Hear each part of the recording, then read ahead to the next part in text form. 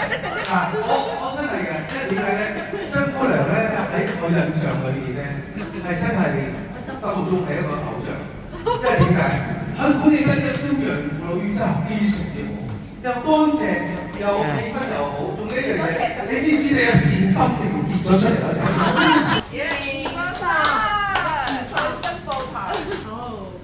咁簡單而隆重嘅儀式咧，就接受咗呢個感謝狀，係咪邊個㗎？係啊，但係你仍然揸住隻手咁樣嘅，我唔聽嘅。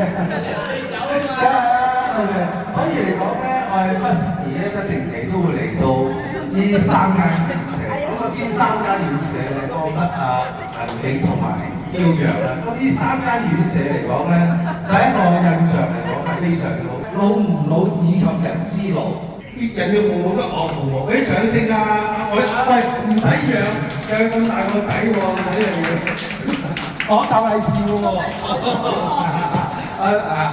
無論點都好，我哋今日咧即時之間嚟到呢個標陽護老院咧，除咗母親節，咁啊父親節嚟緊咯喎，係嘛？為人父親話好開心啊，係咪先？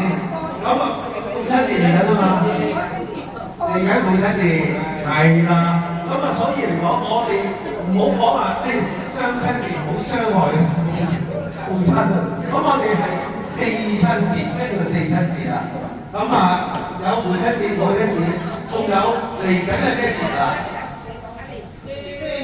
係啦，端午節，仲有聽日係咩節啊？我哋大家嘅節啊，6·1兒童節啊嘛，係咪啊？我哋真係要慶祝下我哋嘅節日啦。咁啊4個節日都一齊嚟，咁啊4個節日一齊慶祝好喎。俾掌聲一齊開心好喎。哇，幾開心啊！因為點解咧？咁啊，我啱啱都講咗啦，你